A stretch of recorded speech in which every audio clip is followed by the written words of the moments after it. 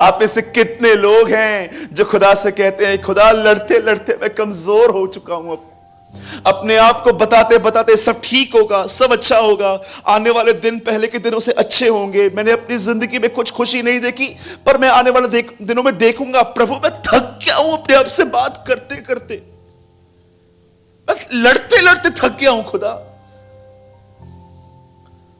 जो उम्र मुझे इतना काम करने की थी उस उम्र में मैं क्विट कर रहा हूं।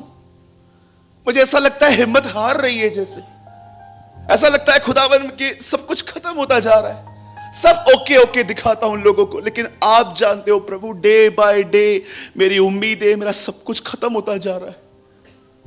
मैं आपसे पूछना चाहता हूं, आप में से कितने लोग हैं यहां पर जो परमेश्वर को इस तरह कहते हैं, प्रभु जो फ्यूचर आपने मेरे लिए रखा है ना, उसके सामने न मेरा बस चलता है, न मेरी बुद्धि चलती है, न मेरी ताकत चलती है, लेकिन एक चीज मैं हमेशा करूंगा, मैं तेरी ओर निहारता रहूंगा, मैं तेरी ओर देखता रहूंगा। खुदा, जानते हो जब वो ये दुआ कर ही रहा था, आपको मैं बताना चाहता हूं, वे ऐसे दिन थे जब इज़राइल में कोई प्रॉफिट नहीं था। एक साधारण व्यक्ति पर पवित्र आत्मा उतरता है, यही जेल नाम था उसका, और उसके ऊपर पवित्र आत्मा जैसे उतरता है, जानते हो वो क्या कहता है? हे इज़राइल, हे यरूशलेम, हे यहूदा के लोगों, यह बात सुन लो, कल जो ये भीड़ तुम्हारे सामने तुमसे लड़ने के लिए आ रही है, कल इनका सामना करने के लिए जाना, और तुम्हें इस लड़ाई में लड़ना नहीं पड़ेगा, तुम वहां पर खड़े रहना, युद्ध परमेश्वर लड़ेगा।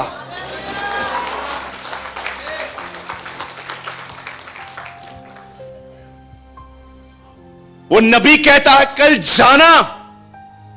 कभी आपने ऐसी आज्ञा सुनी है, लड़ाई में जा पर लड़ना मत? कभी आपने ऐसी कमांड सुनी है जीवन में, जा युद्ध में पर लड़ना मत, हथियार मत उठाना, जा सिर्फ जा? परमेश्वर के वचन में लिखा है, यहोशापात के सामने एक नबी आता है और वो उसको कहता है जाना, कल लड़ना, खड़े रहना, प्रभु तुम्हारी ओर से लड़ेगा, क्योंकि युद्ध तुम्हारा नहीं परमेश्वर का है। और जानते हो नेक्स्ट डे क्या हो गया? जब ये लोग अपने आप से निकल रहे थे, मुझे बताइए मेरे भाइयों मेरी बहनों, अगर हम यहोशापात की जगह होते, हम सबसे पहले रो में किसको भेजते आगे? मैं जिन जिन को जानता हूं ना अच्छा लड़ सकते, मैं उनको बोलता तू आगे जा, तू पहले मर। जानते हो उससे सबसे पहले आगे किसको रखा? इन हिंदी बाइबल सेज गवैयों को। डू यू नो द गवैया? गाने वाला गवैया। आप बिलीव कर सकते हैं ऐसा हो रहा था? ये आगे एक रो है, पीछे वजीर है, फिर राजा है, और आगे जो लोग हैं उनके पास हथियार नहीं है, सब लोग आगे बढ़ रहे। हे सेनाओं का यहोवा हमारे संग संग है, याकूब का परमेश्वर हमारा ऊंचा गढ़ है, जिसने आकाश बनाया, जिसने पृथ्वी बनाई, ओ जिसने आकाश बनाया, यस यस बनाई, वो सर्वशक्तिमान प्रभु है, वो यहोवा हमारे संग संग है, वो सर्वशक्तिमान प्रभु है। Listen listen listen listen, do you know ये एक ऐसी लड़ाई थी जिसमें लिखा है आराधना करने वाले पहली रो में थे। आप में से कितने लोग ये बात जानते हैं? परमेश्वर हथियारों से नहीं लड़ता, उसको लड़ने के लिए हथियार नहीं है। दाऊद गोलियत को कहता है तू बाला और सांग लिए हुआ आया है, परंतु मैं उसके नाम से आया हूं। याद रखिएगा, यीशु ने कहा दुष्ट आत्मा को कैसे निकालोगे? तेल लगा के, मेरे नाम से। परमेश्वर का नाम दृढ़ कोट है। सुलेमान कहता है धर्मी उस पर शरण पाता है। मैं आप में से हर एक को कहना चाहता हूं, एक नाम है, उस नाम को कहिए, तुम्हारे हालातों से वो नाम लड़ेगा। द बाइबल सेज वो आगे चल रहे थे। आप पढ़ के देखिएगा, जाइए घर पे आराम से पढ़ना। 2 क्रॉनिकल चैप्टर 20 दूसरा इतिहास 20वां अध्याय लिखा है, गवैये आगे आगे चल रहे थे, गीत गा गा के चल रहे थे। और कौन सा गीत गा रहे थे वो भी लिखा हुआ है, प्रभु भला है उसकी करुणा सदा की है, प्रभु भला है उसकी करुणा सदा की है, God is good and his mercy endure forever. वो आगे चल रहे थे, आगे चल रहे थे, राजा पीछे चल रहा था। युद्ध देखिए कैसे लड़ा जाता है। अरे थक जाओगे लड़ लड़के, कुछ नहीं हो पाएगा। अंत में तुम्हें यही आना पड़ेगा जहां यहोशापात आया था। You know the Bible says, जब वो लड़ते जाते जाते गाते गाते आगे बढ़े, उन्होंने दूर से, जानते हो क्या देखा? मैं ये पर्सनली बिलीव करता हूं, ये लिखा नहीं है, मुझे लगता है उन्होंने चील और कौओं की आवाजें सुनी और उन्होंने जानते क्या देखा? चील और कौए आसमान में थे और वो कुछ लाशों में से मांस खा रहे थे। और जब ये लोग आगे बढ़े, इन्होंने क्या देखा? जो लोग इनसे लड़ने आ रहे थे वो आपस में लड़के मर चुके थे। और जानते हो वहां लड़ने के लिए जो गए थे, वहां पर क्या करके आए? उनकी लूट लेकर आ गए। आप पढ़ के देखिए, लिखा है उनकी लूट लेकर आ गए, उनके गलों में जो कुछ पड़ा था सब लेकर आए। और बाइबल बताती है इस तरह परमेश्वर ने यहोशापात को विश्राम दिया। अब जानिए, आइए प्रचार अब स्टार्ट हो रहा है। अब लिसन, अब एक सवाल है, खुदा उसके युद्ध में क्यों था? एक टाइम था जब यहोशू लड़ाई लड़ रहा था और वो हार गया। हारने के बाद वो खुदा की उपस्थिति में जाके कहता है, हम निश्चय जानते हैं ये लड़ाई हारने का एक कारण ये है कि तू हमारे मध्य में नहीं था। वो कहता है ये लड़ाई हारने का मतलब जानते हो वजह क्या है? खुदा, तूने इंटरफेयर नहीं किया। तब परमेश्वर उसे कहता है, हां मैं इस लड़ाई में नहीं आया, इसलिए तुम हारे। क्यों नहीं आया उसका कारण जानते हो क्या है? इससे पहले वाले देश को जब तुमने वहां पर से लोगों को निकाला, वहां से कुछ लूट ली गई थी। एक व्यक्ति ने कुछ चुराया है, उसका नाम आकान है, उसको ढूंढो। और कलाम पाक कहता है उसे बुलाकर उस पर पथराव किया गया था। लेकिन क्यों परमेश्वर यहोशापात की लड़ाई में आया? उसका कारण क्या था? जानते हो कौन सी चीज परमेश्वर को उसके युद्ध में खींच लेकर आई? कौन सी वो चीज है जो परमेश्वर आपकी जिंदगी में उसको देखकर आपके आगे आगे चलता रहता है? जानते हो कौन सी चीज थी वो? इतनी सिंपल, इतनी सोबर कि आप में से जितने बच्चे यहां बैठे ना 10-12 साल के, वो भी कर सकते। याद रखिए, कलाम पाक कहता है परमेश्वर की आज्ञा मानना कठिन नहीं है। पढ़ के देखिए 1 जॉन, जानते हो इंग्लिश में क्या लिखा है? The commandments of the Lord is not a burden.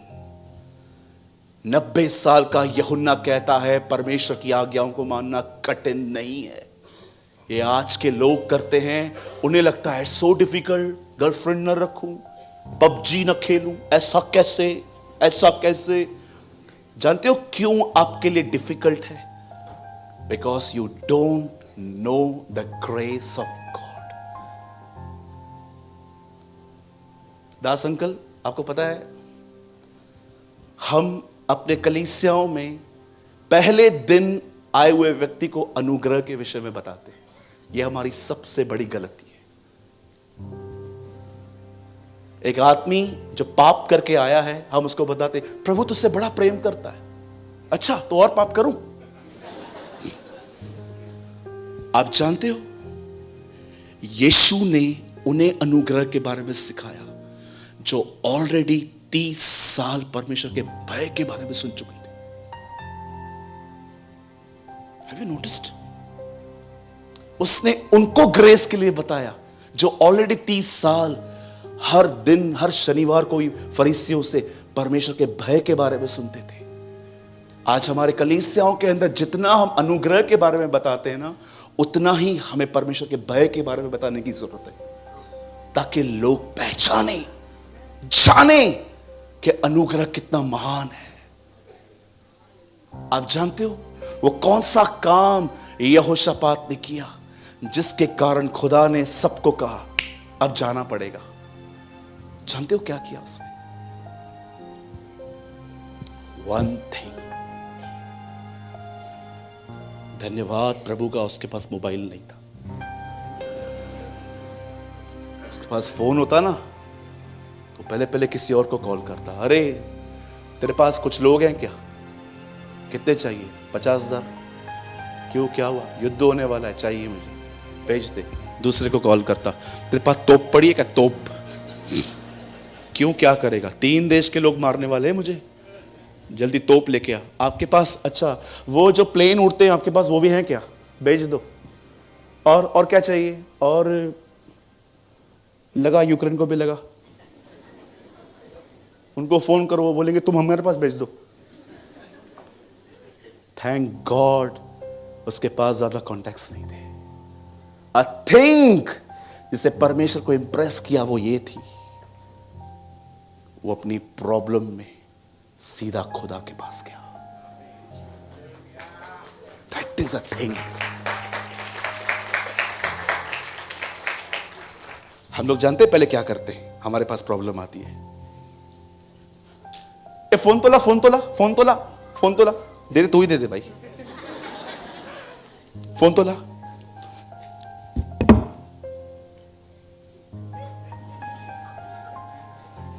बुढ़ा होगा ना बेचारा, बुढ़ा, वो ऐसे से करेगा, हेलो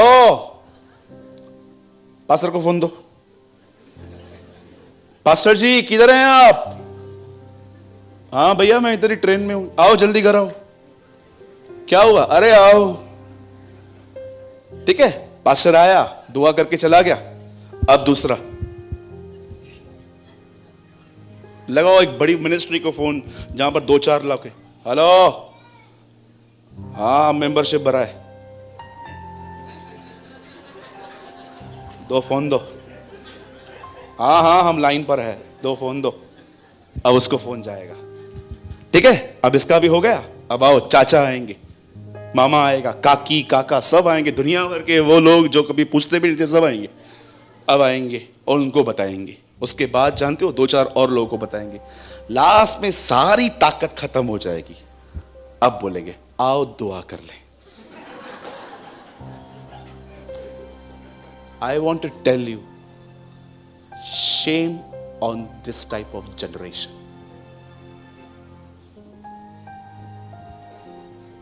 बहुत लोग मार्था को बदनाम करते हैं ना, मार्था ऐसी है, मार्था वैसी है। मेरी बहनों याद रखना, उसमें एक ऐसी चीज थी जो आज की बहनों के पास दूर दूर तक नहीं है। जब उससे मरियम से शिकायत थी ना, तो याद रखिए वो अपनी कंप्लेंट राइट व्यक्ति के पास ले गई थी, जीसस के पास। तू मेरी बहन को नहीं देखता? मुझे परमेश्वर ने कहा मेरी इस बच्ची को है ना बहुत बदनाम करते लोग, ये खाना बनाती है। अरे जानते हो उसके अंदर एक औसम चीज क्या थी? जब उससे किससे शिकायत थी ना, उससे पहले जाके यीशु से बात की, प्रभु मुझे इससे प्रॉब्लम है। आप में से कितने लोग जाते? आपसे पूछना चाहता हूं, क्या कभी आपने इस रहस्य को जाना? जब उस औरत का बच्चा मर गया और गहजी उसे रास्ते पे मिला, तो वो उससे पूछता है क्या हुआ, सब कुशल है?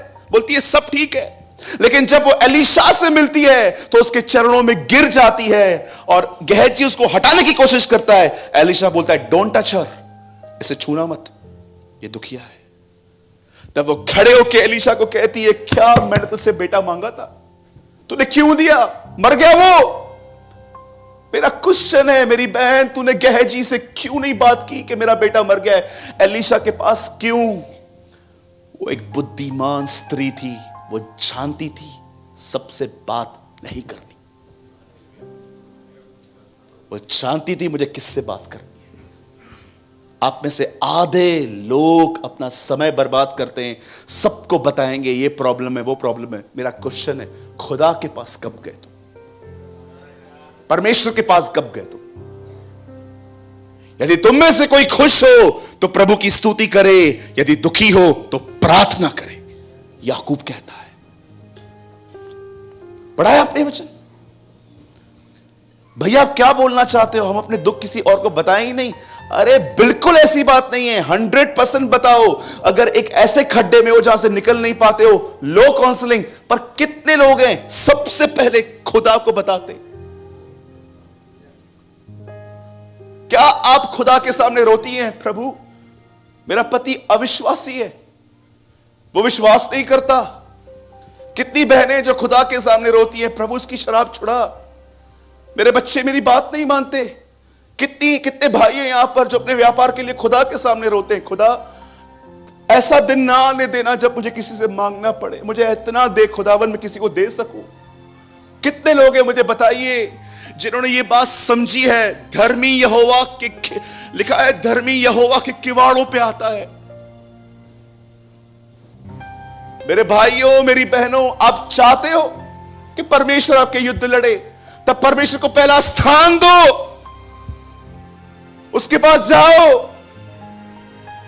अगर आप यही करते रहे ना, सिर्फ लोगों के पास जाते रहे ना, ये प्रॉब्लम है वो प्रॉब्लम है, आप बिलीव करो आने वाले दिनों में आप ठोकरें खाओगे, आप नीचे आओगे, और ये परमेश्वर अलाउ करेगा कि आपके साथ धोखे हो, ताकि आप नीचे गिरो, ताकि आप उस जमीन पे गिर के मरो और ये बात जान पाओ, कितना भी बड़ा व्यक्ति क्यों ना हो, अंत में खुदा ही काम आता है। कभी आपने इस बारे में सोचा, क्या उस सूबेदार के पास पैसा नहीं था? अंत में वो यीशु के पास आया और आके कहता है मेरा सेवक बीमार है। क्या कहा यीशु ने? मैंने इसके जैसा विश्वास इस्राएल में नहीं देखा। इससे इस व्यक्ति ने पैसों की तरफ मुंह नहीं मोड़ा, ये मेरे पास आया। He want this type of faith। बस ये विश्वास चाहिए।